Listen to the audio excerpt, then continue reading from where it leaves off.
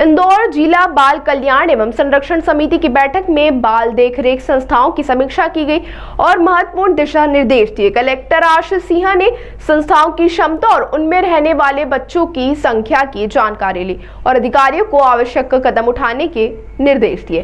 बाल देखरेख संस्थाओं की बैठक में निम्नलिखित बाल देखरेख संस्थाओं की जानकारी दी गई। तो वहीं बाल संप्रेक्षण इस संस्था में बालक और बालिकाओं की कुल क्षमता 100 है, जिसमें वर्तमान में 44 बालक और 50 बालिकाएं हैं। विशेष गृह इस संस्था में बालकों की कुल क्षमता 50 है, जिसमें वर्तमान में 50 बालक हैं। विशेष गृह बालिका इस संस्था में बालिकाओं की कुल क्षमता 50 है, जिसमें वर्तमान में 36 बालिकाएं हैं।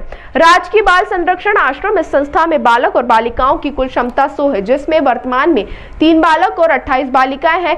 सेवा भारती मातृछाया संस्था में बालक और बालिकाओं की कुल क्षमता 20 है, जिसमें वर्तमान में 3 बालक और 6 बालिकाएं। संजीवनी सेवा संगम इस संस्था में बालक और बालिकाओं की कुल क्षमता 20 है, जिसमें वर्तमान में बालक और 5 बालिकाएं हैं। वहीं जीवन ज्योति केंद्र राउ इस संस्था में बालक और बालिकाओं की कुल क्षमता 50 है, जिसमें वर्तमान में 9 बालक और 50 बालिकाएं हैं। ऐसे और कई संस्थाओं की बैठक के महत्वपूर्ण बिंदुओं में बैठक में कलेक्टर आशीष सिंह ने संस्थाओं की क्षमता और उनमें रहने वाले बच्चों की संख्या की जानकारी ली। उन्होंने संस्थाओं के संचालन और बच्चों की देखभाल के बारे में भी चर्चा की। कलेक्टर ने अधिकारियों को निर्देश दिए कि वे संस्थाओं का नियमित निरीक्षण करें और बच्चों की सुरक्षा और शिक्षा के लिए आवश्यक कदम उठाएं। स्पॉन्सरशिप योजना कलेक्टर आशीष सिंह ने बताया कि स्पॉन्सरशिप योजना के तहत बच्चों को आर्थिक सहायता प्रदान की जाती है। उन्होंने निर्देश दिए कि स्पॉन्सरशिप योजना के तहत आने वाले आवेदनों को प्राथमिकता के आधार पर निपटाया जाए और बच्चों को समय पर सहायता प्रदान की जाए। इंदौर जिला बाल कल्याण एवं संरक्षण समिति की बैठक में बाल देखरेख संस्थाओं की समीक्षा की गई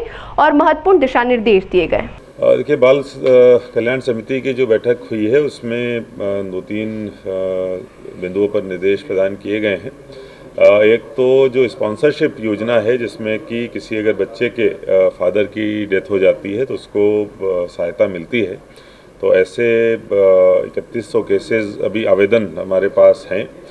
उनमें जो प्रोसेस होता है कि उसमें परीक्षण होता है और समिति से अप्रूव होके उसके बाद वो आवेदन अप्रूव होते हैं। तो उस पूरी प्रोसेस को अगले 1 महीने के अंदर पूरा करा लिया जाए, ये निर्देश प्रदान किए गए हैं।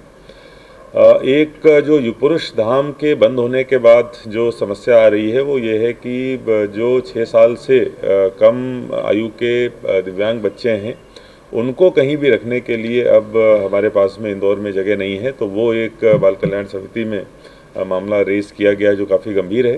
तो इस संबंध में हम लोग जो दूसरे एनजीओज़ हैं उनसे बातचीत करने का प्रयास करेंगे और उनके माध्यम से एक नई फैसिलिटी जल्दी से जल्दी खोली जाए, जिस पे हमको निर्णय करना है। इस संबंध में निर्देश प्रदान किए गए हैं।